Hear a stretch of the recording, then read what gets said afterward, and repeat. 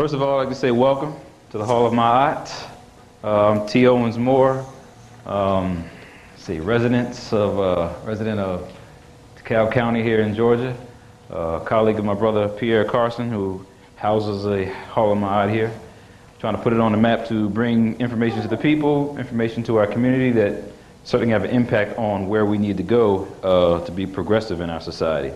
But we also have to look at those dynamic issues that start to keep us back and do not allow us to proceed on and move on. I titled the topic of discussion today, Ethnic Weapons, Biological Warfare on the Hue-man, and I spelled Hue-man H-U-E-M because we're talking about colored people, not as in Negroes, but just people who got melanin. When you think about it, it's really just all types of colored people. That's why I say Hue-man, because this really is not isolated to just African people. The United States government, which has been or has been the most powerful nation on the planet, has done things that have been considered to be diabolical. And I put this first little transparency up for a warning because you will be worried after this presentation because of the information that I'm sharing. Some of you may already know about some of it, and I would certainly love to leave the end of this discussion up for open dialogue rather than being a lecture and you hearing something from me. Many of you may have reports and understandings and issues that can share for the community. Yeah, I suggest you leave now, and if your mind cannot comprehend the reality of how a diabolical mind really can function. I mean, we've just come from 9/11 and everybody's all patriotic now, and it's like, oh, America can never be diabolical. America can never, do bad things to its people. That can't exist. America is, we're all patriots. But the reality is that term diabolical does start to relate to our relationship that we have had with Europeans. Diabolic means of the devil or devils. And you start thinking about that and the issues and what Europeans have done to African people worldwide, you start to understand where the Nation of Islam had come up with this thing about the European being a devil. It wasn't so much talking about people being a devil with what horns on their head. No, their behavior, their characteristics. Very wicked or cruel, fiendish, devilish, demonical. Anybody would want to think of how can we create some chemical substance, some biological entity to destroy another person? That's diabolical. African people don't think like that. People outside of the Western tradition don't think like that. But when you start talking about control, domination, people who become megalomaniacs, wanting to control the world and resources, you will do whatever is necessary to control the environment. If we talk about the world's population and the masses or the wealth, the most wealth that's controlled in the world is by a little bit of people, don't you think that little bit of people would do whatever is necessary to keep their hands in the pot? So when we talk about this thing diabolical, we're talking about a nature, a mindset in a people that will really do something to hinder a whole group of people. So that's where we're going to go in terms of our discussion today. There are several documents that really do state the Europeans' involvement in chemical and biological warfare. There are several documents like covert action. I just want to read a few pieces from these documents. What's up, scholars? Some veterans that are coming right in here to the audience, and they would certainly have some impact on what the Army and military has done, so they need to be sitting right up front here. Chemical biological warfare, medical experiments, and population control. Could AIDS be the result of accidental or purposeful biological intervention by the U.S. government against third world nations, North American gay men, or intravenous IV drug users? A look at past and present practices suggests ample precedents. U.S. history is replete with efforts to inflict disease and death on the third world people, both inside and outside U.S. borders, through chemical and biological warfare, medical experiments, and population control. And despite an alleged ban on development of chemical biological warfare weapons since 1969, there is also ample evidence that such programs have continued incorporating the latest techniques in genetic engineering. In addition, the U.S. military has never shown any compunctions about testing chemical biological warfare techniques on the general population in this country. For example, following are some highlights. When I say CBW, I'm speaking of chemical biological warfare, so I can make it shorter. Native American nations. The first recorded instance of U.S. biological warfare was in 1763, when white colonial settlers gave smallpox-infected blankets to Native Americans who sought friendly relations. Many died as a result. This tactic was repeated during the Trail of Tears of the 1800s. So a people extending their hand, opening their home, and these people are going to give them smallpox and blankets to kill them off so what they can then get their land. A mentality, diabolical. Europeans come in and meet the Native Americans. They say, hey, this is a nice place, you know. So the Native Americans share some spaces with them and give it to them, and Native Americans come back to this place next year, there's a fence up. So what's the fence for? They don't think like that. So there's a whole different mindset we're dealing with here, and if we don't go back to the roots of these issues, we'll never understand the nature of these individuals.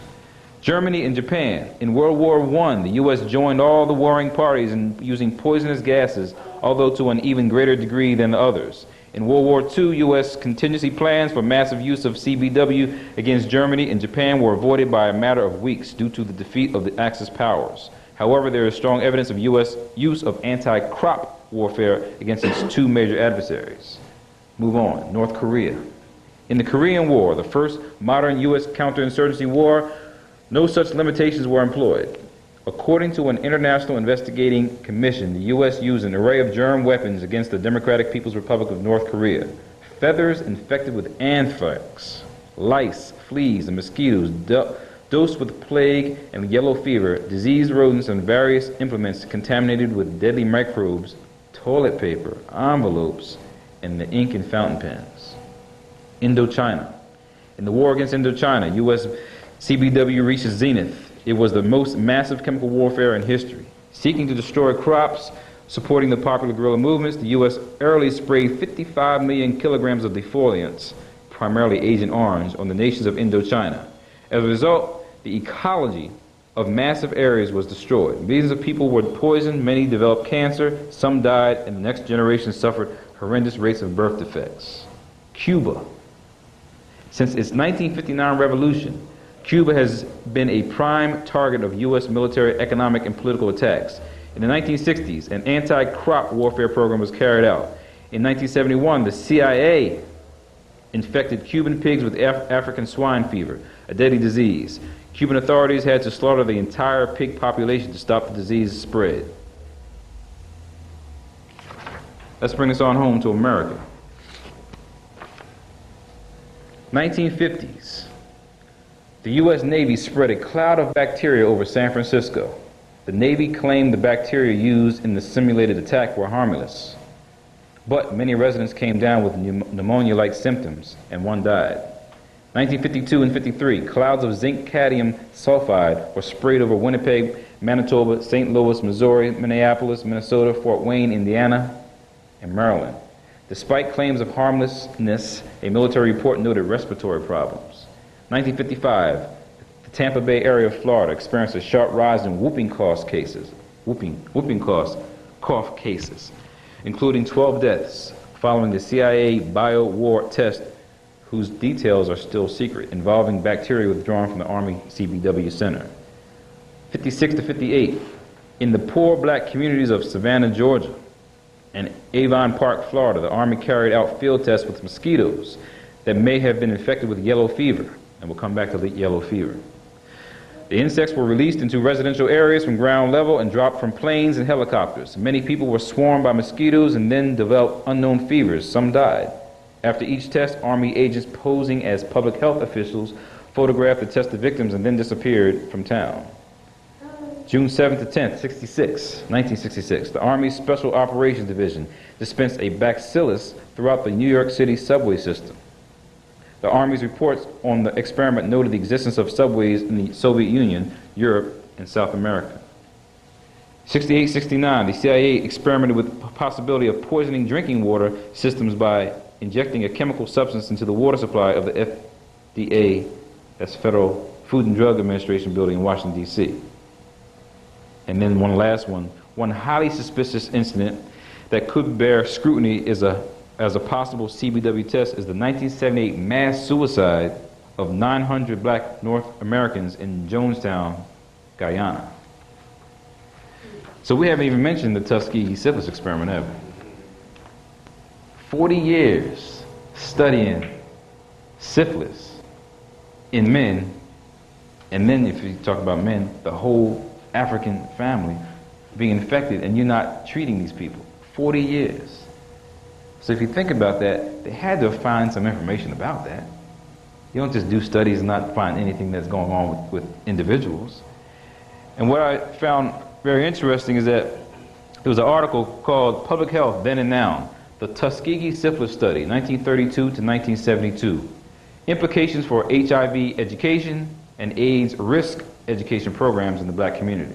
So it's talking about how people have been very hesitant to go with the government for a test and help when you have for 40 years done something diabolical. But the article makes no reference to the fact that syphilis and AIDS could be connected. I have another article that says the syphilis epidemic and its relation to AIDS, meaning that for all those years they were studying syphilis and how it can maybe be disseminated in the community. Does that then set the precedent of, okay, now it's maybe time to release a substance that can shut down people's immune systems? Something called AIDS? For a substance like that just to pop up in the middle of Africa and people not to question that? So this whole Tuskegee experiment may have been just a precedent for what was to come. Because we always have to look at how diabolical minds work, as we even did with September 11, 2001. Did they do that to set the stage for other things that were to come? And all these things I'm reading, and I keep mentioning the CIA. In the past, when you had Reagan that was the president, it wasn't nothing about Reagan. It was about putting the CIA in the White House. And who was CIA? George Bush. And you come up to this very day. Who's now still in the White House? The Bushes. Information is just being squashed, and we're not really paying attention to things that are happening and occurring around us.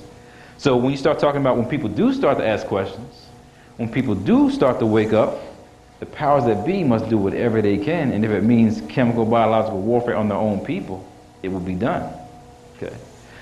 There were two things about this past history that I found very revealing, and one was that there are ethnic weapons, things that primarily can affect African people. Thank you. This is an article from People's Daily World called Using CBW at Home and Abroad. It says the entire U.S. chemical and biological warfare program seems more designed for use in the third world than on the plains of Europe. Chemicals will find their role primarily as weapons of desperation by faltering third world regimes against domestic insurgents or foreign invaders. Charles Pillar and Keith Yamato say in their book Gene Wars, and they go on to talk about the bulk of the microorganisms studied and stockpiled include diseases which typically infest less developed areas of the world, including yellow fever, dengue, as D-E-N-G-U-E, dengue fever, Argentinian hemorrhagic fever, Rift Valley fever, plus several types of encephalitis. It says also California Valley fever. This latter disease has been examined as a possible ethnic weapon, a disease which adversely affects certain genotypes. Asians and African Americans are particularly susceptible to valley fever. So keep in mind valley fever. I'm going to come back to that. Another one that has been very, not instrumental, but they've utilized against us.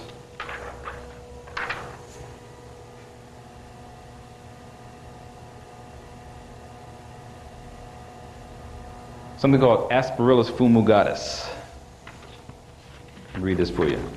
In November 1970, Carl Larsson, chairman of the Department of Genetics at Lund University in Sweden, published an article entitled Ethnic Weapons in Military Review, a professional journal for the U.S. Army. The article caused an uproar in biochemistry circles and set researchers looking at programs Larsson had let out of the bag. After chronicling differences among human populations, because remember now today they keep saying we're all the same, you know, can't we all just get along? There's no difference between us. But they've always known we've been different. They've studied that we've been different, and that's how they've utilized things against us. It says, Larson concluded that innate differences in vulnerability to chemical agents between different populations have led to the possible development of ethnic weapons. The Army was well aware of differences in the way that certain populations respond to biological agents. Under contract from the U.S. Navy, the University of California's Naval Bioscience Lab in Alameda, California, carried out extensive tests on a fungus endemic to California's Central Valley. The technical name is coccidiomycosis. We'll just call it valley fever, okay? Carried out extensive tests on this fungus, and the disease spread by wind-blown spores attacks the lungs, can spread into other organs and bones. In this second stage of the disease, it is extremely dangerous with upwards of 50% fatalities. What the University of California discovered was that Asians and African Americans were extremely susceptible to valley fever. Whites were least affected. A study of Kern County General Hospital from 1949 to 76 showed that while African Americans made up only 5% of the population, they represented 59% of the valley fever cases. Moreover, their mortality rate was far higher. The Army had been well aware of this for some time and had even field tested a biological agent directed at African Americans. Congressional hearings in '77 revealed that the Department of Defense had contaminated shoes and naval stores with fungus called Asperillus Fumigatus because it closely resembled valley fever. So now we have a connection between two particular types of agents that affect primarily African Americans, and now we're going to get into some of the maybe more biological aspects of how they do it. The target was unwitting African American civilians employed as dock workers and warehouse men at a naval depot in Mechanicsburg, Pennsylvania.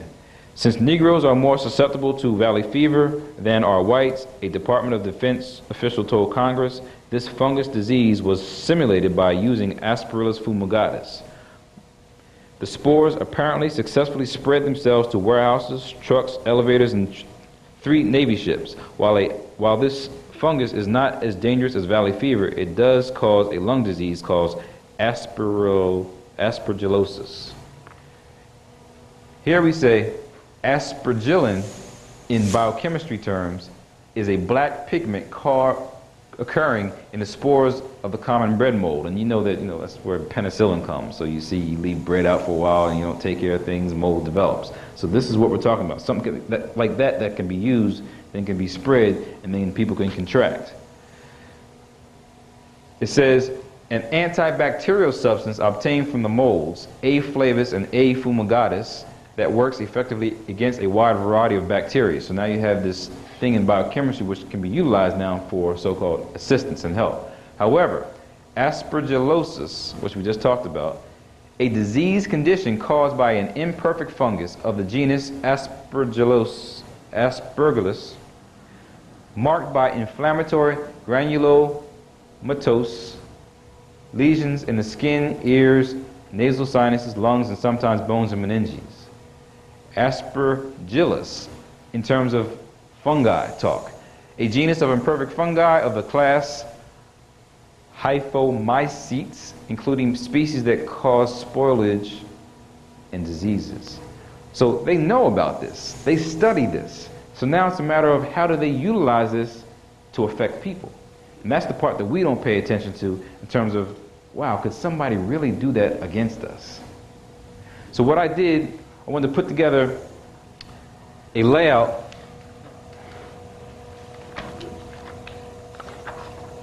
of what to talk about, and I want to have this as a checklist to make sure we stay on point.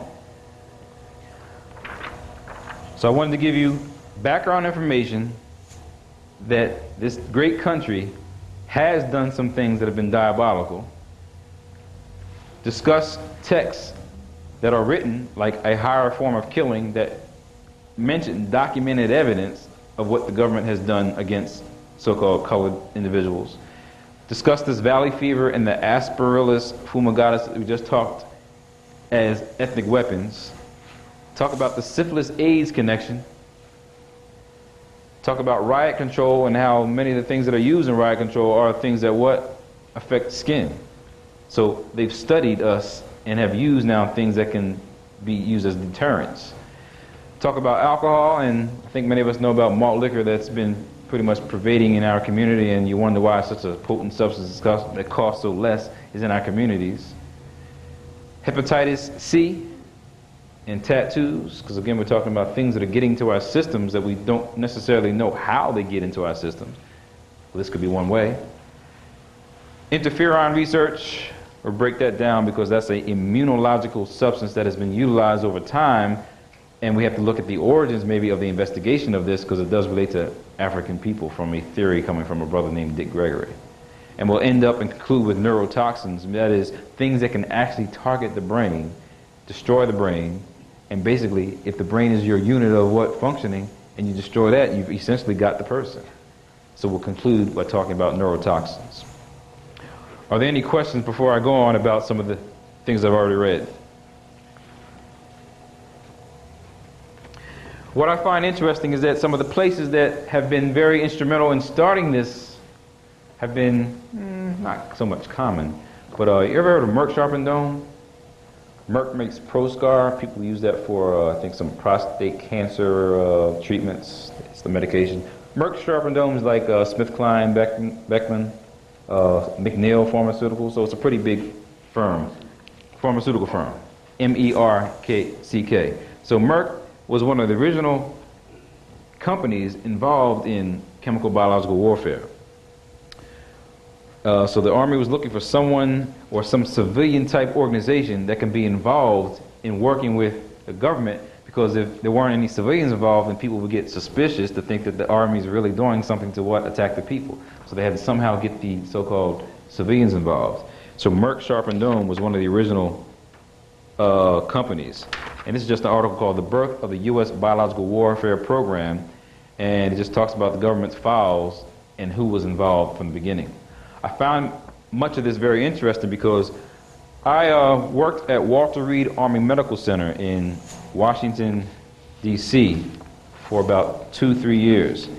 So I was there as a graduate student, but I'm working in this environment knowing full well that their agenda is to create things for destruction. I mean, that's what the Army is for. Walter Reed Army Medical Center is also the place where the presidents are treated, where certain governmental personnel are receiving their treatments. So it's a pretty secure place. But I noticed that many of the places that have been associated with the creation of these substances of chemical biological warfare came from Fort Detrick, Maryland. Fort Detrick, Maryland is the hub for Walter Reed Army Medical Center.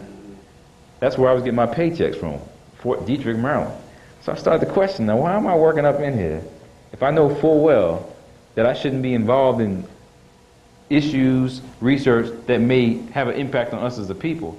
So I began to do some reading while I was there, and that's when I had an opportunity to really kind of uncover the government's role in some of these serious issues.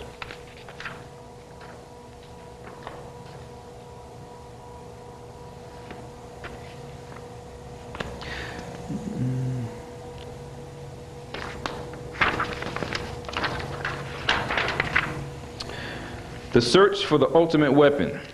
The military has several times expressed its fantasies for new biological weapons. Some of these images are chillingly suggestive of a microbe that would cause AIDS. So prior to the word and term acquired immune deficiency even coming aboard, there were thoughts about how do you create something that could do that. In 1969, a military official testified before Congress. Within the next 5 to 10 years, it would probably be possible to make a new infective microorganism which could differ in certain important respects from any known disease-causing organism. Most important of these is that it might be refractory, that is resistant to the immunological and therapeutic processes upon which we depend to maintain our relative freedom from infectious diseases. In a book on CBW written just before the identification of AIDS, 2 authors commented on this testimony. The possibility that such a supergerm may have been successfully produced in a laboratory somewhere in the world in the years since that assessment was made is one which should not be too readily cast aside. This is not an entirely academic speculation. In 1968, Portendown, the British Army's Biological Warfare Laboratory, and Fort Detrick collaborated in the successful transfer of genes between different strains of plague. The research was done for purely, they say, defensive purposes.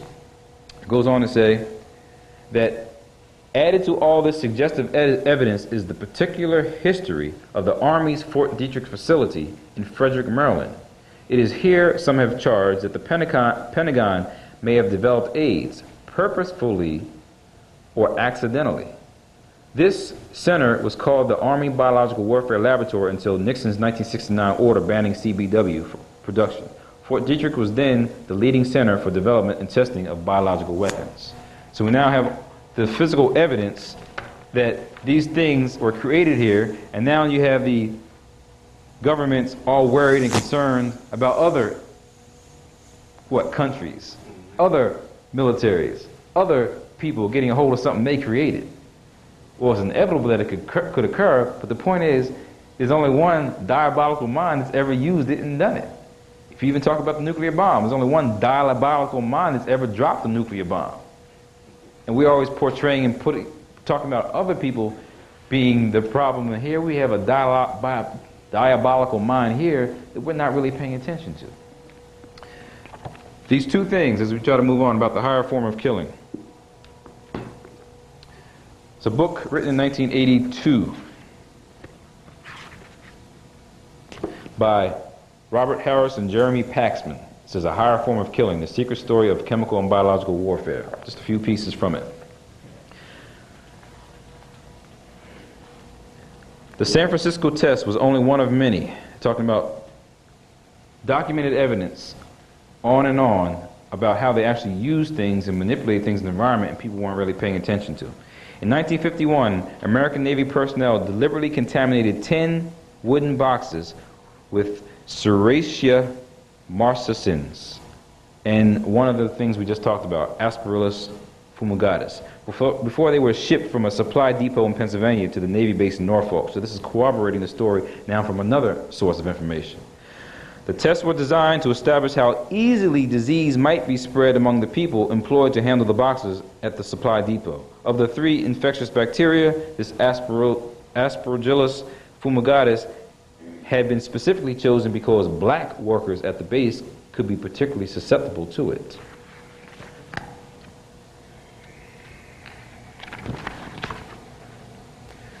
Another piece which implicates the Fort Detrick place and kind of talks about Georgia here. It says Fort Detrick scientists discovered a Trinidadian who had been infected with yellow fever in 1954 and had later recovered. So you know Trinidad is African people, right? They took serum from the Trinidadian and injected it into monkeys. From the monkeys, they removed infected plasma, into which they dropped mosquito larvae. The infected mosquitoes were then encouraged to bite laboratory mice and pass on the disease. This ingenious technique of public health research in reverse worked. The mice duly contracted yellow fever. Laboratories were built at Fort Detrick, where colonies of the Egypti mosquitoes were fed on a diet of syrup and blood. They laid their eggs on moist paper towels. The eggs would later turn into larvae and eventually into a new generation of mosquitoes. The Fort Detrick laboratories could produce 500,000 mosquitoes a month, and by the late 50s, a plan had been drawn up for a plant to produce 130 million mosquitoes a month. Once the mosquitoes had been infected with yellow fever, the Chemical Corps planned to fire them at an enemy from cluster bombs dropped from aircraft and from the warhead of the Sergeant missile. I remember first moving down here in 92. In 92, 93, mosquitoes were just horrible around here. I mean, they were the tiger mosquitoes. They actually had little black and white stripes on them. I don't see the major thrust or contamination of mosquitoes today. It could be because of a variety of factors, but I'm just looking at that period of time. It wasn't even enjoyable to go out and play, sit out on the deck, go to a cookout, because mosquitoes were everywhere. So you can see how that would be a perfect plan to get people because you have this contagion in these little organisms that you're not even paying attention. You're just swatting it. You're just swatting it, but little stick and prick, you don't know what then happens in terms of the future with your body. To test the feasibility of this extraordinary weapon, the Army needed to know whether the mosquitoes could be relied upon to bite people. During 1956 that is, they carried out a series of tests in which uninfected female mosquitoes were released first into a residential area of Savannah, Georgia, and then dropped from an aircraft over a Florida bombing range. Within a day, according to a secret Chemical Corps report, the mosquitoes had spread a disease of between 1 and 2 miles and bitten many people. The effects of released infected mosquitoes can only be guessed at. Yellow fever, as the Chemical Corps noted, is a highly dangerous disease, at the very least, causing high temperatures, headache, vomiting, blah, blah, blah. So this thing about the yellow fever, if you go to any book on microbiology and pathology, happen to read this about this yellow fever and the actual organism that creates it. It says, it is one of the most infectious of the fungus diseases. Now this is an old school book now. I think we might have still been Negroes here. This is 1972, so we're still probably Negroes and blacks here. It says, in the primary form, the lesions are confined to lungs, giving pulmonary symptoms of varying severity. Sometimes there is cavitation in the lungs. As a rule, the infection ends in recovery, but in a small percentage of cases, the process spreads from the lungs to produce the progressive form. This occurs more frequently in Negroes and the more darkly pigmented races than in Caucasians. So you don't just take that lightly. Just because they're saying it does not mean that they're not using that to study to use as a weapon. In the progressive form, the disease spreads to the skin, subcutaneous tissues, bones, meninges, and internal organs. And what I'll do later is I'll show you actually a molecule which is considered to be the melanin molecule, and you can start to see how by it being an attractant molecule that is taking, receiving, giving a lot of input in the biological system, you can see how then contagions could be attracted to it. Valley fever is endemic to the desert valleys of California and the dry, dusty areas of southwestern United States, especially in Arizona, New Mexico, Texas, and part of Mexico. It is most likely that man and animals are infected by the inhalation of spore-bearing dust. And these are real significant things, because if you just even at home on a sunny day, you're sitting in your room, kitchen, anywhere in your house, and you see light coming through the house and the dust particles that are flowing, I mean, that dust is just there everywhere. Imagine spores that can be just released somehow and get into you.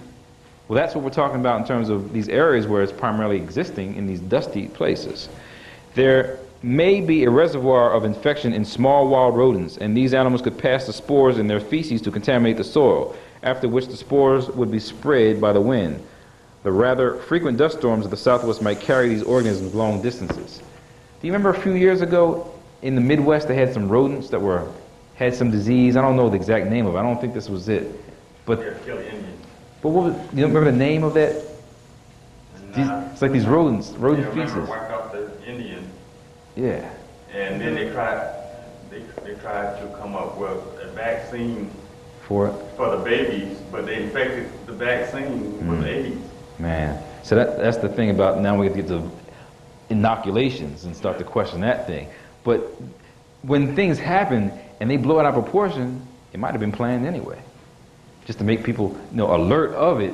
But they know exactly what they're doing, because you hype people, get them all alert and get them worried. Hey, now you set them up for what? Vaccinations, I'm gonna die about it. Right. So you had something, you said you knew the same thing? And that thing about, so that's valley fever. So I'm just mentioning to you that there's documented evidence as to how it can have an impact. I told you about the Asperillus Fumigatus, and that can have a biological impact. Well, these are negative things. This, I think I have one more piece in this one. Yeah. This is just how the CIA may be thinking. In the late 1960s, the descendants of Sidney Lovell's Hellraisers had developed a gamut of chemical and biological devices suitable for every purpose, from disguised assassination to minor harassment. Some were described by former CIA agent Philip Agee in 1975. Horrible smelling liquids in small glass vials can be hurled into meeting halls. Just walk by, throw it in there, and keep on walking. Covert stuff. A fine clear powder can be sprinkled in a meeting place, becoming invisible after settling, but having the effect of tear gas when stirred up by the latter movement of the people. An incendiary powder can be molded around prepared tablets. When ignited, the combination produces ample quantities of smoke that attacks the eyes and the respiratory system more strongly than ordinary tear gas. A tasteless substance can be introduced to food that causes exaggerated body odor. And a few small drops of clear liquid stimulate the target to relax. And a few small drops of a clear liquid stimulate the target, that is the person, to relaxed, uninhibited talk. Meaning that you can probably make a person do things that they wouldn't necessarily do. And generally, that's what you think about alcohol.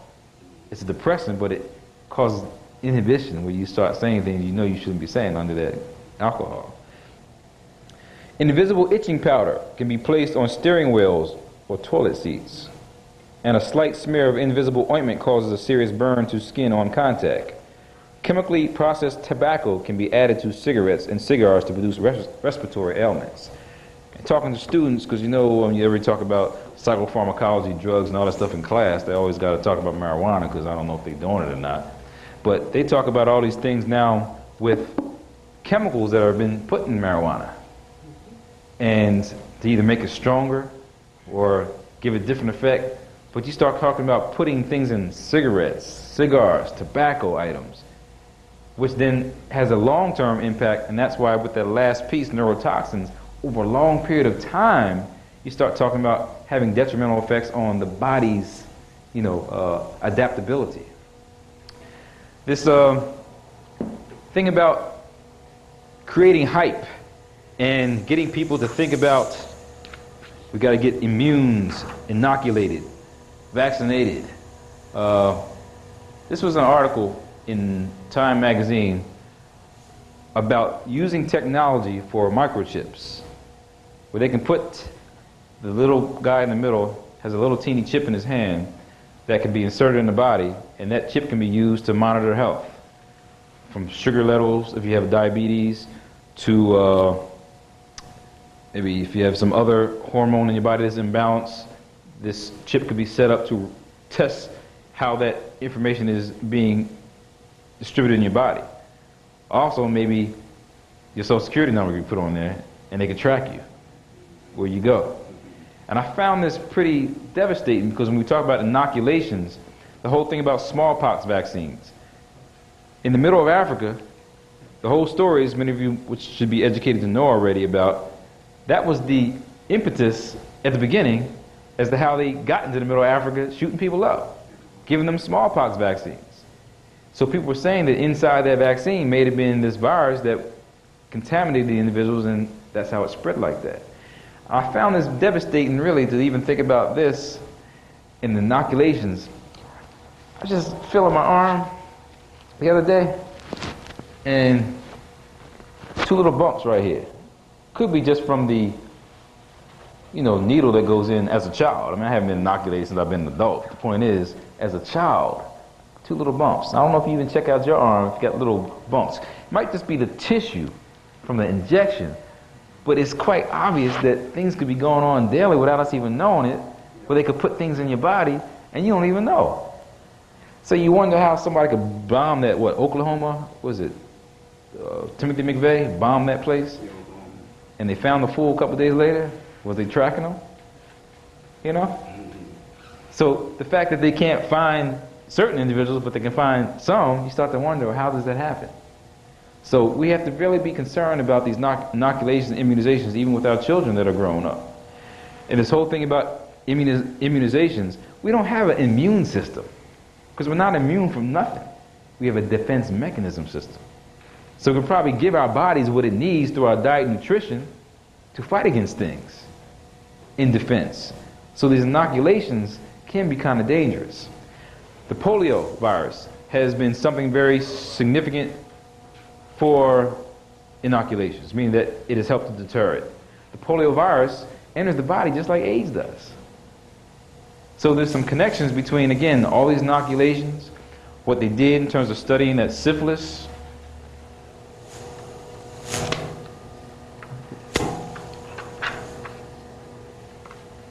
Just trying to make the connections here. The 40 years of studying syphilis, what we know about as AIDS came along.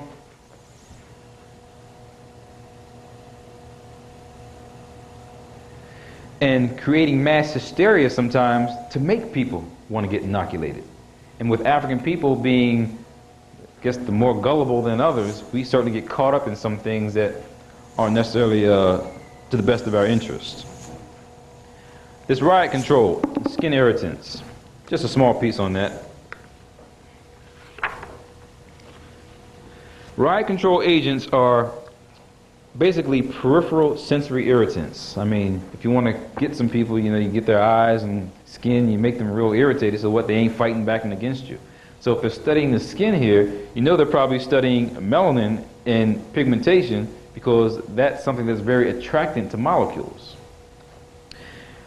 Peripheral sensory irritants are substances that pharmacologically interact with sensory nerve receptors in skin. Some chemical warfare agents include agents that are blister agents, that is, actually makes blisters form on your body. Choking agents, lung irritants, blood agents, incapacitating agents. And if they know that they're going for certain populations sometimes, perhaps they use certain kinds of chemicals specifically targeted to that kind of people. So if we know that skin melanin has been studied for several years and still is, they have to have much evidence about how you can make those individuals' systems shut down quicker than other people's. If we know through these other diseases like valley fever and what is created from Asperillus Fumigatus, you know darn well that there's some ethnic variations now in the biology of people. This piece on alcohol and malt liquor. Has anybody ever questioned why we have malt liquor as a substance for us to consume? Yeah. You notice that they advertise that all the time on B103 and black stations, but you never hear it on white stations like GSP or WSB. You never hear anything about malt liquor. And the word is never, huh? Never. Never. But you hear it every 5 minutes on B103. Mm-hmm. I mean, that's been a question in my mind from day one. Malt liquor, okay. I remember back in high school, in 9th and 10th grade, when Country Club and Code 45 came out. Some of my partners, we really experienced with it. And, you know, and I found out today that they're still projecting it right in the black neighborhood. This was in the early 60s. Those particular two malt liquors I know in John that we was experimenting with. Right. You know, as to where the regular premium, you know, we wanted to get on up. So the thing is, you hear on the commercials, just normal TV, basketball games, light beer commercials. And that's usually marketed to white people. But they got the hard stuff, malt liquor, marketed to us.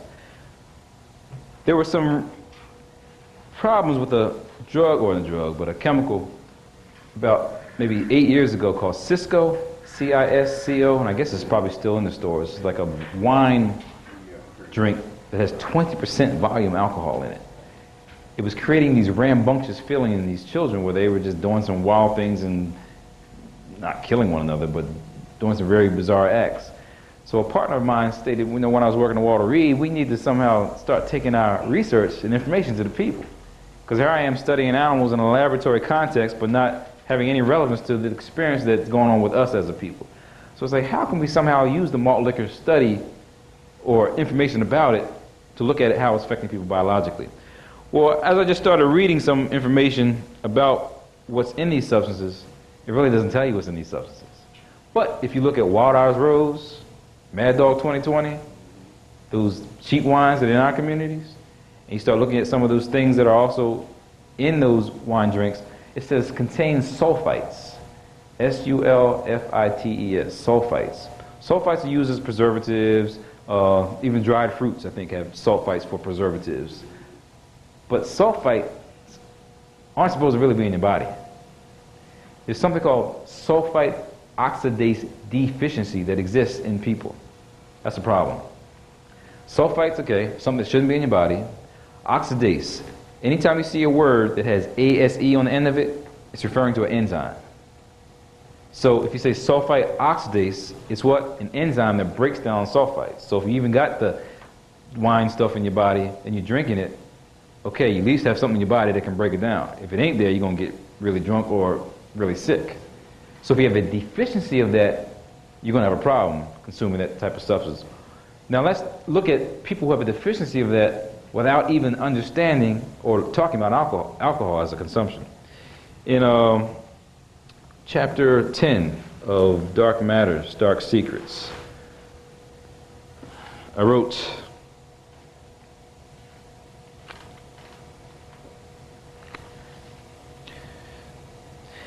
physiologically, there is a severe problem with consuming the different types of alcohol that are marketed to low-income African Americans.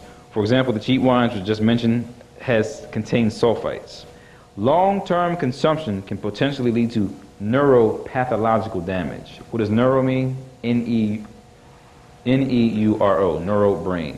Pathological disease, tissue starts to die. For instance, McDonald and Johnston in 1990 have reported on the role of excitatory amino acids in developmental neurological disorders. Excitatory amino acids are something that the body does need to stimulate activity, so something you do need. An example of excitatory amino acid would be something like glutamate. And you heard of glutamate from maybe, I guess, Chinese food.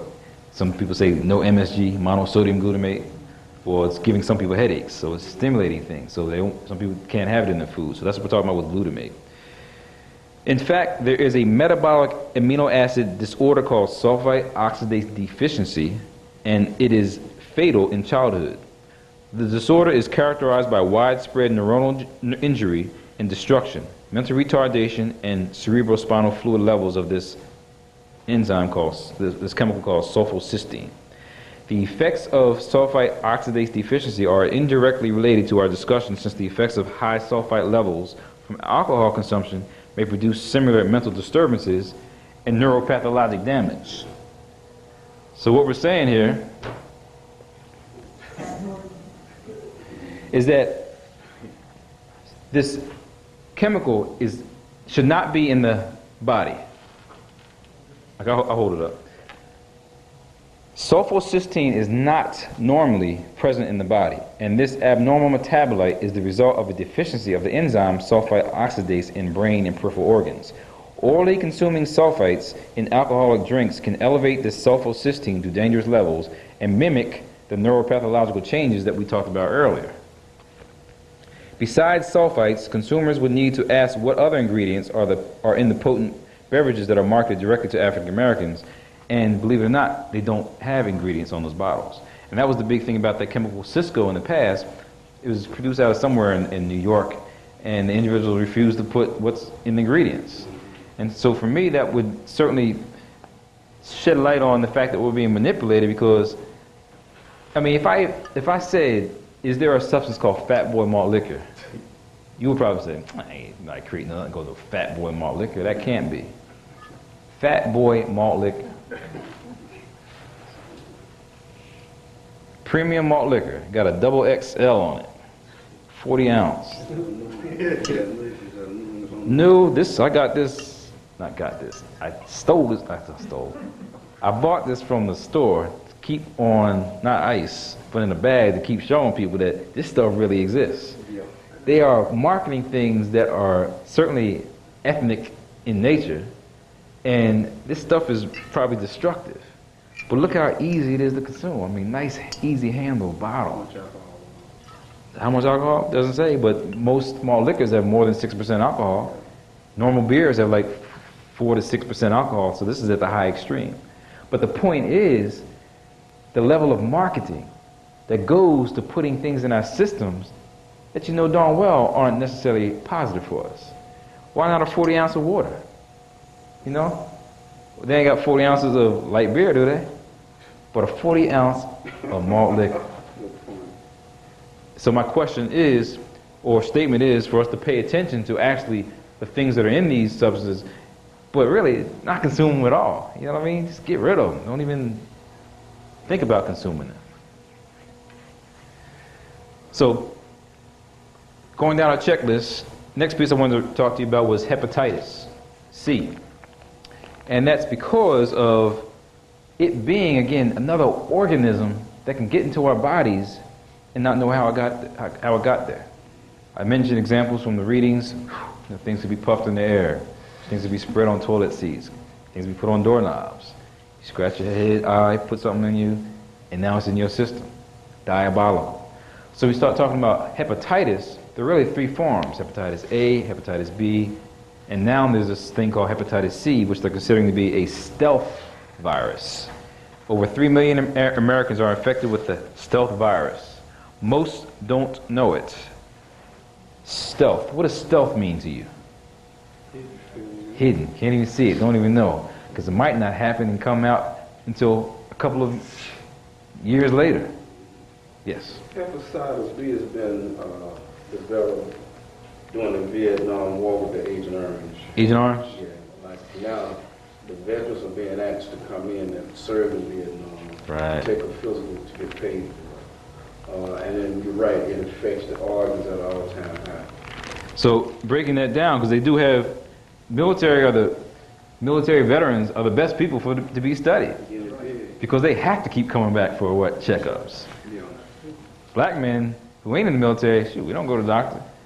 So it's hard to keep track of them, but those in the military, okay, now we can start to measure over the years maybe how much has been accumulated in their bodies. So hepatitis itself, the itis means inflammation. Hepa relates to liver, so it really is like a liver problem. Hepatitis, liver disease.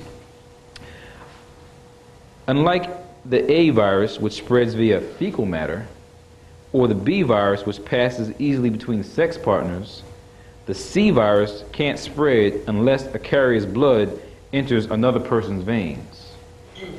So now a different way for this organism to be carried on and transmitted. Needles? Right, needles is one way. But as this article is being written, it's just talking about how now normal this thing is. It affects bus drivers, construction workers, and even soccer moms. Now, no, you can't get any more diverse than construction workers, soccer moms, bus drivers, African people, European, Asians. All these people are contracting this substance. So how could it be? What's going on? You always hear about this woman, Pamela Anderson, who's some actress on Baywatch. People talk about her. She said that she believes she contracted the hepatitis B virus from receiving a tattoo. Now, I don't have a tattoo. I don't suggest people getting tattoos. I don't body pierce. I don't suggest people to get body pierced. Because what other easy way could you see to distribute something to someone's body than to do something diabolical under those situations? Health workers with a history of accidental needle sticks are also at risk. So today in the laboratory, you know, you finish with a syringe, you put it into a little box, clip off the needle, and that falls into a box, a container, and you throw the syringe away. So there's now safety mechanisms, there's now precautions to inhibit that needle prick and stick happening and occurring. It goes on to say, because, and this is, the issue here is April 22nd, 2002, so we're right on point. Didn't have time to make any copies to put them on transparency for you, but I'll just read through it for you. Question? Oh, my thing about that tattoo to special people that, and I don't know how to pass down the truth, but special people that call themselves a Christian mentality. As far as your Bible concerned, it states, I think, in Deuteronomy about tattoos and piercing is definitely prohibited. Yeah. And now they've moved, if you go in certain areas in the city, they've moved tattoo shops into our communities. Okay. And nobody's not paying attention, but everybody want to be that mentality of religion, and you know, it's killing us too. So when I read a little bit of the affected populations, we'll kind of put that in perspective as what you said about where it's at and where the populations are that are maybe receiving these. Because a small amount of blood can harbor a large dose of virus, I mean, just a little teeny amount, and you can start to see viruses just in a little teeny, I mean, a speck that you can't even see in your finger, but a whole lot of virus can exist there. So if you're not cleaning things properly, in terms of what you're using to pierce ears, to pierce belly buttons, wherever other places people get pierced. In tattoos, if you're not cleaning this stuff properly, people can get infected. So, even a nearly sterile syringe can easily spread the infection. So, did inoculation programs spread the virus among soldiers in Vietnam? Are tattoo pens spreading it today? Both are reasonable suspicions, but neither has been validated, and despite years of controversy, neither has been proven. Health officials and university scientists are pursuing the tattoo question and drawing opposite conclusions. No one denies that contaminated tattoo needles could spread hepatitis C, or that clean needles could infect people if used with contaminated tubing or inkwells. In a study published with 626 people for hepatitis C, they questioned them about different possible risk factors. Drug use was the strongest predictor, but tattoos were in the same league, causing a 6-fold increase in risk. And because tattooing was more prevalent than drug use, the researchers concluded that it actually accounts for more cases. People thinking of having their bodies pierced or tattooed should look for the highest standard of infection control. Anything that pierces your skin can transmit a bloodborne infection. And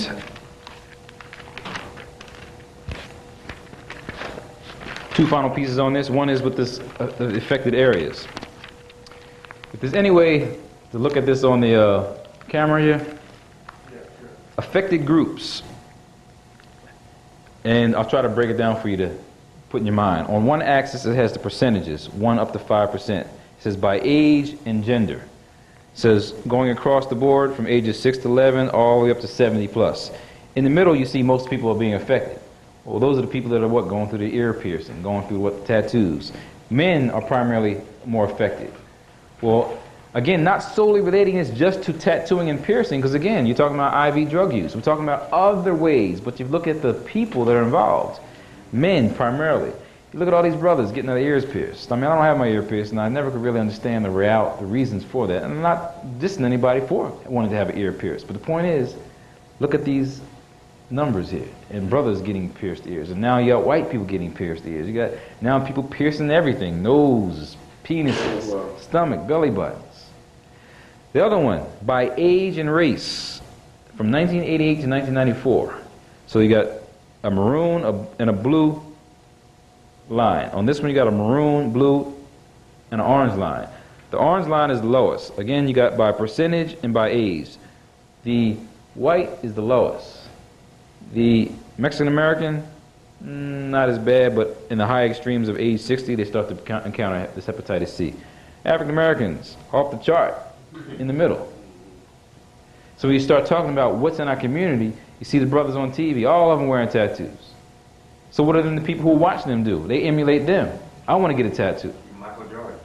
Right. So you didn't see, he wearing a pierced ear. So then everybody wears pierced earrings. You see the little kids wearing pierced earrings. Why would a little kid need to have a pierced ear? Again, I'm not saying that you shouldn't. I'm just talking about the realities of what could happen and occur by doing something that's not needed. And if you think about the tattoo issue, tattoo, I guess, provides color, right? Uniqueness. We don't have a problem with color and uniqueness because we got all kinds of colors and uniqueness.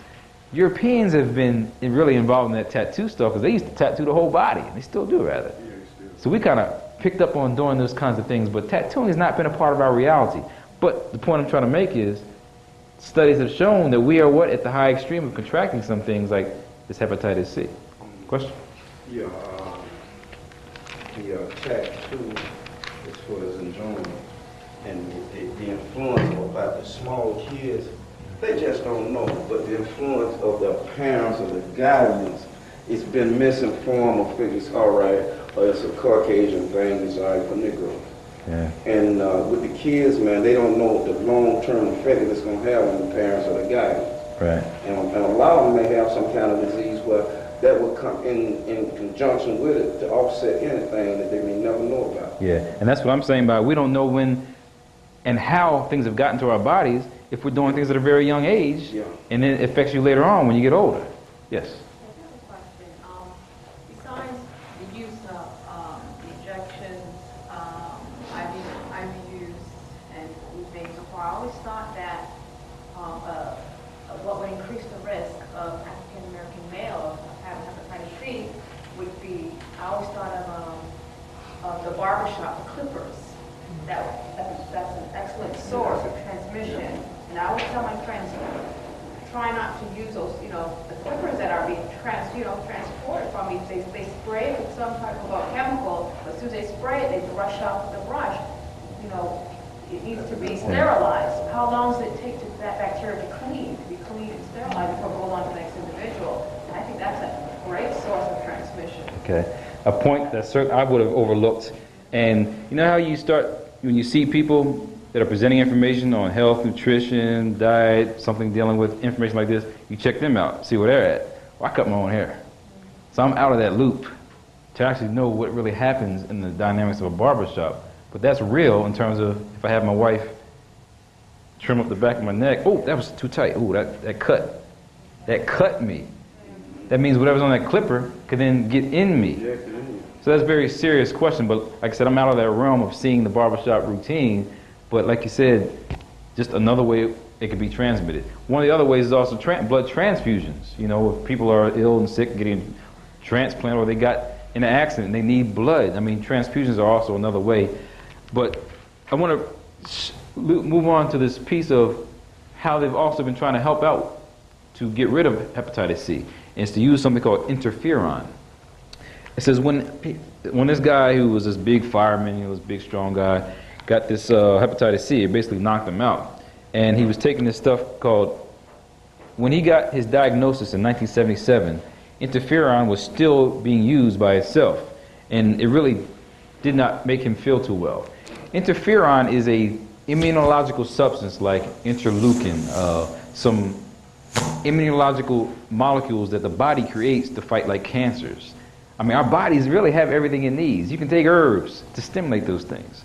But no, we're taking down some fabricated things from a so-called doctor that can enhance that. So what I'm saying is this interferon piece now takes us again back to the African American community. I want to play a little piece from, it's about a 5-minute piece from Dick Gregory, putting us into context about this whole interferon discussion. Okay?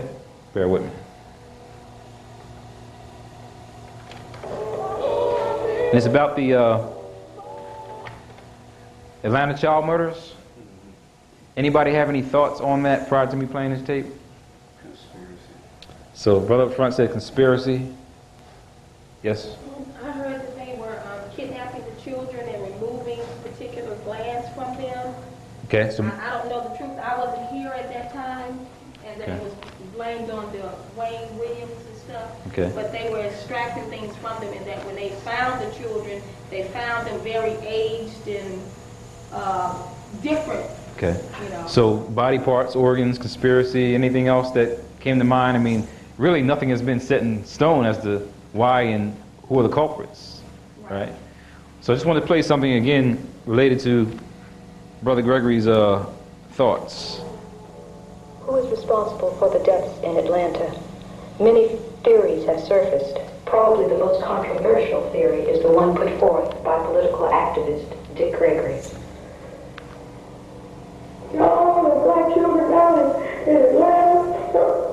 Well, why don't you just stop saying, wait a minute, first, the Klan ain't never got a pattern of going through my neighborhood killing black children. The fascists in this country ain't never had a pattern of going through this country killing black children. Black men ain't never had a pattern of going through the neighborhood killing black children. Who is it? Got to be government. They had patterns of doing crazy things. 40 years ago, this government had to admit now that they injected syphilis in Tuskegee, Alabama, and 600 black men, like the Klan, to go. On the false pretense they were stepping out a coal shop for them. The CIA has been forced to admit that they practiced germ warfare in the New York subway. They've been forced to admit they practiced germ warfare in the whole city of San Francisco. So this government has a pattern of doing, what is that? Now the pattern was very interesting in Atlanta. First, I was 17 boys, all but one as exceptional students. Very bright.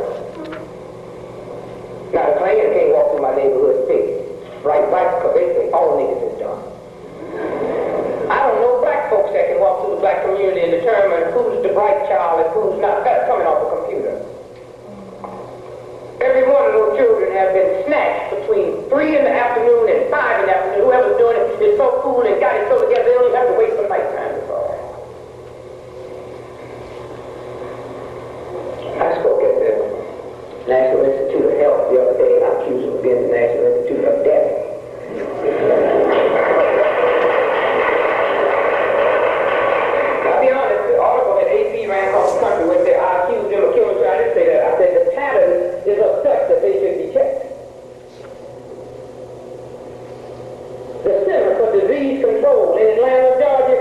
That center has been in on the investigation since day one. Since when do they investigate murders? And the answer that they gave me, I am not going to buy. They said the reason they got involved because they wanted to see if it was a pattern so they could point the black community. The first time you got in was just one day, and the hell you know we're going to need a pattern unless you knew more than one was going to be wiped out. And you white folks better get concerned too. Because if they decide to go down there and wipe out blacks, then that same group come in white neighborhoods start wiping out whites and leading you believe I'm doing it, leading me believe you doing it, and they got to put it out. There's a new game in town.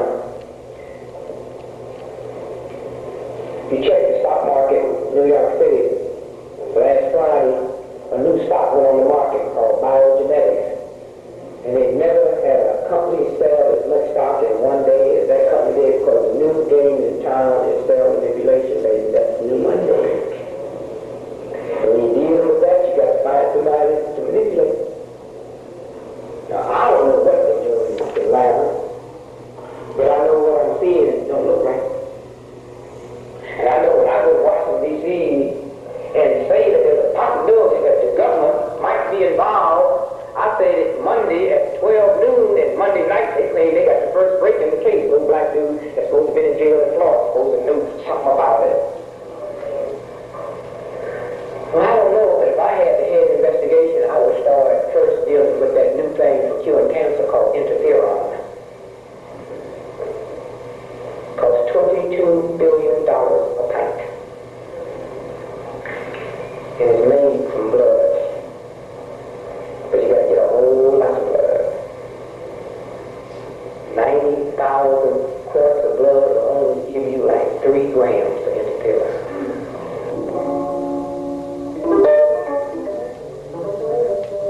With sickle cell, because I wanted to know why would this racist government give black folks $175 million to check out sickle cell when most niggas I know ain't never been to a sickle cell funeral in their life, and the things that's killing you, they don't even act like they exist. So UCLA did the research and they found out something that's very interesting. The new game in town is a new thing called interferon. It sells for $22 billion a pint. And the worst form of cancer they can cure. They found out that you can make it best by injecting an infection into a mouse, his brains. But then they found out that the interferon that's made from mice can only be used for mice, that's made from dogs can only be used from dogs, that's made from humans can only be used for humans. And this is where UCLA comes in. UCLA did the research and found out the best interferon that you can make on this planet for humans have sickle cell in the blood. Now they got you black folks believing something's wrong with sickle cell. It's not. Sickle cell anemia is something wrong with. Sickle cell is what all non-white folks is born with in ourselves to protect us against malaria. Sickle cell anemia comes from that old ratty garbage diet that you eat. Now, the best interferon comes from blood with sickle cell in it. And you take the needle and you draw it out the head of the penis of little bitty boys from the age of 5 to 17. That's the pattern in Atlanta. $22 billion a pint. Now, I bet one day, and the truth come out, and the truth gonna come out on this one because there's enough people praying. There's enough people that's serious about this. And you find out it has nothing to do with race, got something to do with greed. And if the best interferon could be made from 35-year-old red-haired white women, they'd be snatching theirs. So just wanted to play that piece to let you know that things happen in progression. We get caught up in the day, in the event, and really can't look at things in the past and how it's all connected. So the white man sometimes puts things right in front of us and we can't even pay attention to it, don't even see it. So Dick Gregory's been on point for years.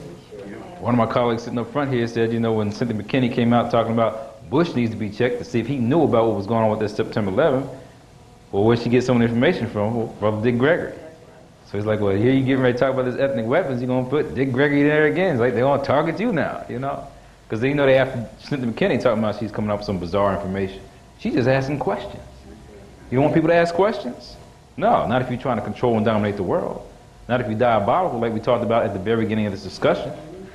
So as we get to this last piece, dealing with neurotoxins, things that get the brain. Turn the light on? I don't necessarily need to have it. What I want to talk about here is, again, how people who sit around making these decisions, I mean, these are white men making many of these decisions about what the world needs best. Here they are, the most destructive mentality on the planet, and they're trying to decide what the world needs. So when we start talking about control manipulation and how they're using this chemical biological warfare, it gets pretty devastating. You heard of Castro. They've been trying to get Castro by using chemical biological warfare. You heard of Patrice Lumumba.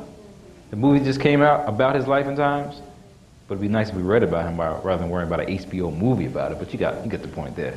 They tried to assassinate him. So you got documented evidence and books talking about how these individuals are sitting around plotting and planning. The higher form of killing, it says, in the United States, some evidence at least is available to suggest the sort of uses to which clandestine chemical or biological weapons might be put. There were numerous planned attempts on the life of Fidel Castro using chemical or biological devices. So why would he even trust America? I mean, why would you want to go to a meeting when you know somebody's trying to kill you? That's why it's great to have Farrakhan with the support around him. Brother what? Khalid Muhammad didn't have support around him. Maybe something happened to him. Took him on out. Amos Wilson didn't have support around him. Maybe something happened to him. Took him out. If you look at all the warriors that have come before us, Asante Secure living in Cuba. Well, she went out rather than being taken out. It says botulinum-toxin pills were prepared to be spilled into Castro's food. Cigars were contaminated with the same poison. Plans were laid to contaminate his rubber diving suit with spores causing a chronic skin disease. Probably the same stuff we're talking here because we're talking about things that affect the Hue-man. Castro said he's for African people. You know what I mean? He was the one fighting in Angola. He was the one going to the African countries assisted. It wasn't America. America was going in there jacking the place up. There were even plans to dust his shoes with a chemical which would cause his beard to fall out. So it was speculated, ruining his revolutionary appeal. None of these schemes came to anything, although in 1960 another poisoning operation came to closest to success when the CIA went after Patrice Lumumba, the radical prime minister, of the Congo, now Zaire. 6 months after independence, Sid Gottlieb, the man who had slipped LSD into Frank Olson's after-dinner drink, was sent to Kinshasa with a supply of poison. Much to his frustration, Gottlieb was unable to find a way of getting the poison into Lumumba's body, and the plan was abandoned. But they killed him anyway. By any means necessary, you want to go against the enemy. Last two pieces. In Chemical Warfare Agents, Toxicity at Low Levels, one of the newer books I have in my arsenal, 2001. Talks about cyanide. You heard of cyanide because that's something devastating. No, man, don't touch cyanide. It'll kill everybody. One little drop, boom, you're all gone. Hand up. Non-lethal chronic exposure to cyanide can lead to neurological problems. Some neurodegenerative diseases are associated with chronic cyanide treatment. More recently, Hobson and others have noted a direct relationship between use of calcium cyanide dust and Parkinsonism in beekeepers. Okay, just working around some bees, just working around this substance, and they just happen to be contracting Parkinson's disease. Now, what is Parkinson's disease? It's a disorder of a part of the brain called the substantia nigra. What is substantia nigra? Black substance. Neuromelanin in the brain. These cells produce a chemical called dopamine. If the cells are not functioning, no dopamine is being produced, you develop what? Tremors. Your movement is inhibited. Someone says to go sit down, you can't actually go sit down. You try to walk, it's called festination, you're shuffling. You can't articulate your points. So, they say Muhammad Ali has Parkinson-like symptoms. Okay. So the deal is, man, you mean there are chemicals that could do that? So they had, well, this is a book called Neurotoxic Factors in Parkinson's Disease and Related Disorders. Certainly not going to read any passages from it or read any documents from it, but it talks about MPTP, isoquinolines, catecholamine oxidase pathways, beta-carbolines, pesticides, metals. Basically, it's talking about things in the environment we can ingest, get into our bodies, go to this area, shut it down, and no longer functions properly. Okay? This first thing, MPTP, methyl parahydrotetrapyridine, whatever. Some chemical white kids were taking out in California. They create some synthetic drugs so they can get high. You know how the story goes. But these 20-year-olds were developing Parkinson's disease. So it led to some relationship between some element in the environment causing Parkinson's disease. Now we know that Parkinson's disease is primarily, even though black people get it, Europeans primarily suffer from it. So in the brain, melanin is functioning just like it does on the outside to keep us looking young, to keep our bodies looking fresh and viable. But the more the toxic stuff is accumulated, you have a problem. Even in the brain, you got a problem. So the thing about neuromelanin in the brain is that if it's absorbing these things, over long term, it's going to have an impact. But these kids were 20 years old, developing Parkinson's disease. My point about this is Muhammad Ali was the baddest brother on the planet. They call him the greatest, don't they? The brother could beat, kick, knock any white, black man's body, but the brother would talk about it. He was somebody to be feared, especially if you're talking about people that could lead another people. And he gonna go be, what, in the Nation of Islam? Who was he? Put him in jail. Take his belts away. The baddest brother on the planet. How could he be silenced like that? I know a whole lot of boxers that got hit more than he did. I'm talking about pugilistic. You can get Parkinson's disease from getting hit in your head. I know a whole lot of people got hit in the head more than he did.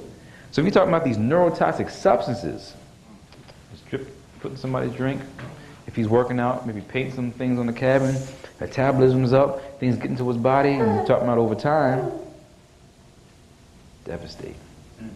So there's no way I can prove that, right? But the evidence is there as to why something like that would happen. Speed bag, powder, right? Powder, the stuff just bouncing off of it and coming in, you know, all types of ways. If we know the mind is diabolical, shut that Negro up. The baddest brother on the planet.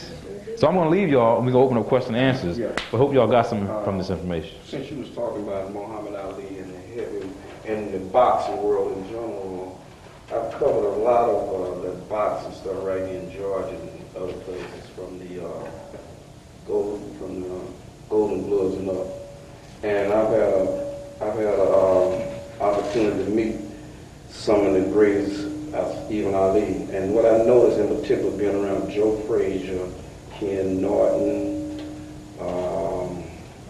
Aaron, I can't think of his last. Aaron Pryor? Who? Aaron Pryor? Yeah. What I noticed about being in conversation with these guys and drumming, and especially what I noticed with Joe Frazier and Ken Norton, for the times that they've been hit in the head, they don't come close to what has happened to Ali, and I just sit there and listen at them, even though, you know, the speech is down to an extent where you can tell, but you don't know if it's coming from that. And what I noticed that for Ali to get hit in the head less, it had to be something to really don't have this brother when he get in his late 40s, 50s, and 60s. He cannot be talking. And he was the epitome of health. You know, the brother as a Muslim was eating right, doing what he's supposed to do. Yeah. Meditating, praying. Yeah, and I look at this commercial there, him and Michael J. Fox. I don't know why they made that damn commercial, man. I didn't see it. You seen it? Yeah. They're both on it? You can't tell what Michael J. Fox got, man. But you can see where Ali's situation is. Yeah. So I just want to bring it to your attention that things like that can really happen because people can be diabolical and cause that. That's what I want to bring to your attention to make sure you're aware of. Yes. Oh, man. What an experience. You know, I have been inspired, and it's not Good. like you've been saying anything new to me. Okay. You know, I come from a school that really subscribes to the conspiracy theory. You know, and being from the so-called Africa, you know, I have been a victim of it. So, in so many ways, you know, you can't even begin to imagine. Yeah. You know, I mean, I remember when I was in my primary school and we were told to line up so they can give us the inoculation. And I ran for 2 weeks. I wouldn't want to be inoculated by some strangers that didn't look like my parents. Man. These were all white folks, you know. With their white garments, and they had this machine and they were just pumping stuff in our armpit, you know. I mean, our shoulders, shoulders, exactly. You know, and it was really frightening. Yeah. You know, and I remember telling my dad, I was 6 years old. I said, Dad, how are you sure these people are not giving us diseases? You know, and they looked at me like, you're going crazy. I said, but this is scary. You know, they brought this thing and they just shooting that stuff down your shoulder. Yeah. You know, today on the face of this earth, whenever you go out there to get, what's it called, a blood work to check if you have a TB, 99.9% of Africans come out positive. For tuberculosis? Yes. Now, what is their justification for us coming out positive?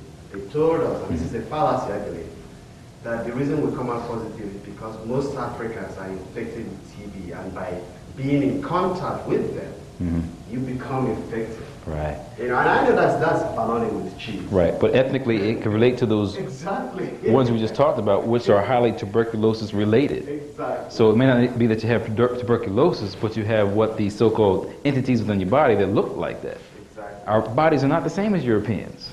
You know what I mean? So to go get medically tested, and all these drugs they're using, from antipsychotics to antidepressants, and the medications they're using on them, may not necessarily be for us. Because the system is different. Physiologically. I told you I wanted to show you the Melanin Molecule, which many of you probably seen before.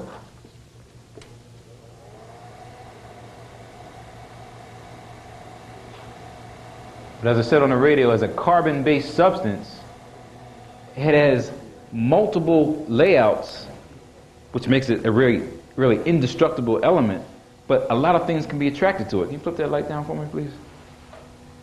Alcohol, methamphetamines, LSD, antipsychotic drugs like Thorazine, Haldol, pesticides we just talked about. So people who work in, tomato plants or places where there's a lot of agriculture and sniffing that stuff, eventually they may succumb to Parkinson's disease. Opiates, cocaine, all these things can be absorbed by melanin and making it a different experience. Or if it's there too long, having impact at a later time in life.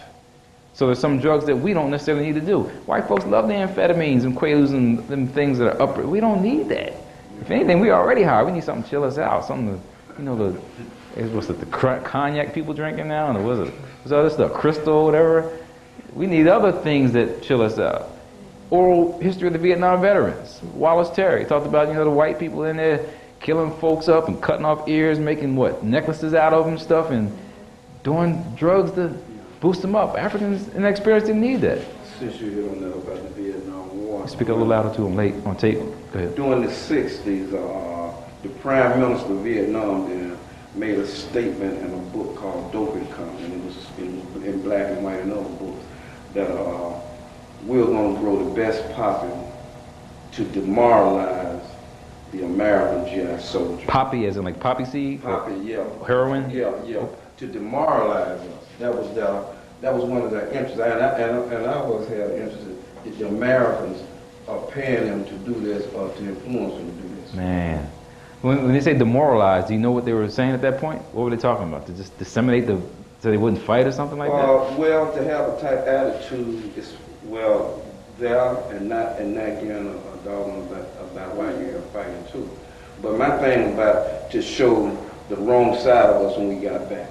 Right. And then a whole lot of people from that experience came back with drug problems too, That was a horrendous experience to be in. You're now then dependent upon something to make you feel a little bit better or to adapt to your situation. And alcohol was one of them. I wanted to throw a little piece on here about the alcohol thing because this is the last piece about the alcohol before we go. 10 minutes? Okay. The alcohol. Alcohol is broken down in the body, okay? Alcohol, I'm sorry I don't have something to write on here, but alcohol to acetaldehyde to acetic acid. 3 little ways: alcohol, acetaldehyde, acetic acid. Acetic acid is harmless. You know, you go to the lab, smell it. It smells kind of sweet to something in the lab. It's the aldehyde that ain't supposed to be in your body. It's the acetaldehyde that gives you the toxic feeling and the hangover effect. It ain't supposed to be in the body. If there's a problem with an enzyme to break it down into making it harmless, that's why people get sick. So a lot of Asians don't have the right enzymes like aldehyde dehydrogenase to break down the aldehyde to something that's harmless. So they then succumb more to intoxicating effects of alcohol than others. There are certain types of drinks. So maybe they give us the malt liquors. They think that we need the dark body drinks. Whereas Europeans drinking that scotch and all that other stuff that is so much dark body, giving them a different experience. But the thing about the alcohol is NutraSweet, which is aspartame. Do not take that stuff. Yes. There was a study a couple of years ago by the American Cancer Society, and they showed a correlation between blacks and certain types of cancers. Okay. In specific, you know, some lung and throat cancers blacks were having, and they were saying that it was a combination of things that we were consuming, specifically the type of alcohol, blue malt liquor, and the type of cigarettes that we smoke in relationship to the types that Caucasians smoked and drank. And I mean, it was like one of the most telling factors about some of the cancers that, you know, African Americans are dying from, that we're more susceptible to. Even though European Caucasians have more types of, you know, they end up having more types of cancers. African Americans have fewer cancer, but more deadly forms of it. No We die much at a higher rate than Europeans as a result of cancer that we were.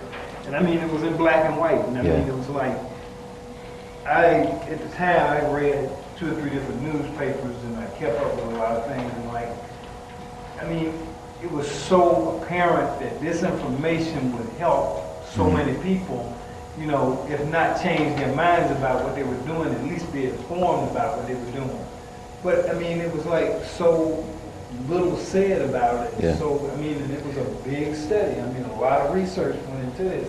And I mean, a lot of the authorities that, you know, control what is going to be, you know, exposed to the public, you know, weren't, you know, pushing this information so that we would get it. Yeah.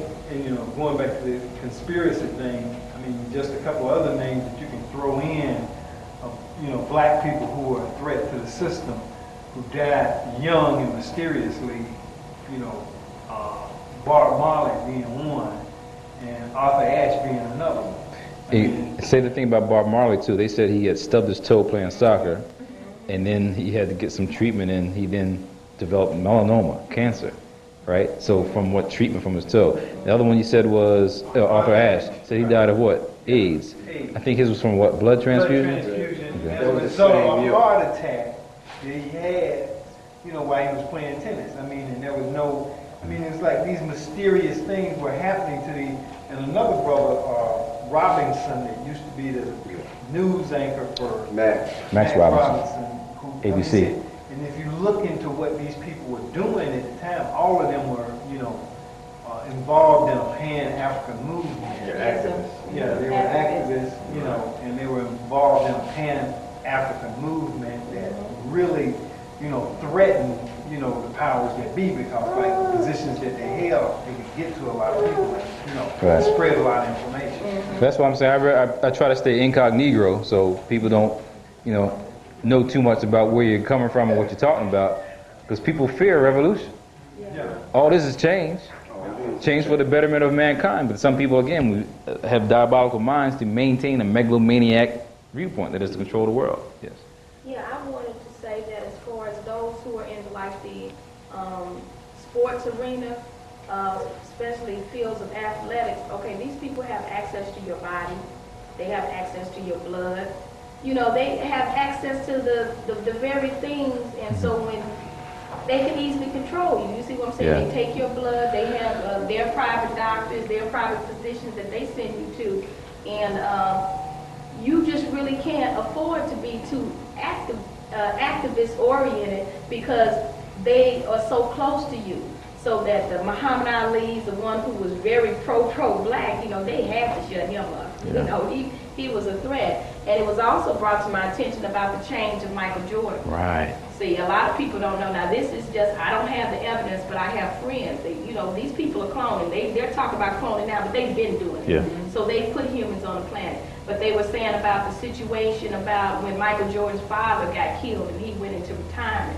And that when he came back, you know, there's people who have studied this man's career and he wasn't the same person. So you have to realize these people can make another one of you.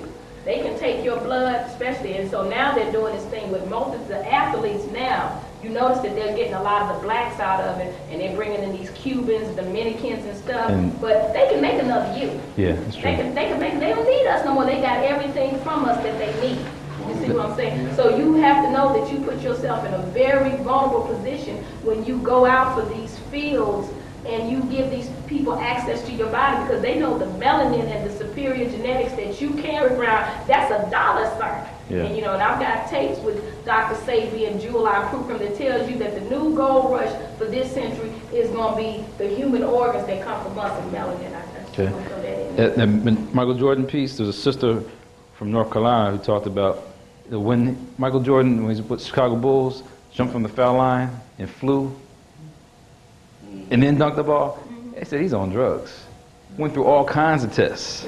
So at that point, like you said, if they're analyzing and studying and we don't know what's going on, who knows what information they utilize to go ahead and exploit that individual or make sure that he ain't going to go to another level, even though he really did in terms of the masses of money that he's accumulated, he makes in his aura. But quite clearly, they understood that at that point. I certainly would have known anything about anybody studying him because of that. It was just a normal feat. When you start talking about looking at African people doing events, like sporting events, I was sitting there watching some college football with some white family, and the white guy was saying, you know, about some athletic move. I'm already talking to him about the black quarterbacks just revolutionized the game. So he's like, well, they're just good athletes. So I mean, there's okay, fine. Black guy goes down the sideline, catches the ball. Instead of going out of bounds, he threw the ball to his man who was running behind him, and the man went and ran for touchdown. The white guy said, man, that was athletic. I said, no, that was intelligent. A different perspective on the same thing. That's right. So for us, athletics, intelligence, it all goes hand in hand. That's right. So in terms of how the body works in a quicker fashion, it's because of the chemicals that are in there. And some of the chemicals that lead to make melanin are some of the very important chemicals that I'm trying to focus on right here. With NutraSweet, it's considered to be 3 molecules: phenylalanine, aspartic acid, and methyl alcohol. And how I'm relating this to the alcohol story is that I told you alcohol breaks down to acetic acetaldehyde and into acetic acid. It's the aldehyde that's a problem. Look at this. Methyl alcohol is converted into formaldehyde. You know what formaldehyde is? Preserved. That's an embalming fluid. So acetaldehyde, it's the stuff that gives you the hangover. That shouldn't be in your body. That's why you got the hangover. The formaldehyde. Here you got NutraSweet creating formaldehyde. Well, what is this phenylalanine? Phenylalanine is a chemical that's needed to make melanin. Phenylalanine to tyrosine, leading to L-dopa, dopamine, leading to what makes melanin. It makes things in the brain and also makes things in the skin. White folks love that Diet Coke. That stuff is nasty. What does it contain? Are they getting a rush off of this? You know what I mean? We already have our system functioning at a certain level. We're now eating diets that the white man's created for us.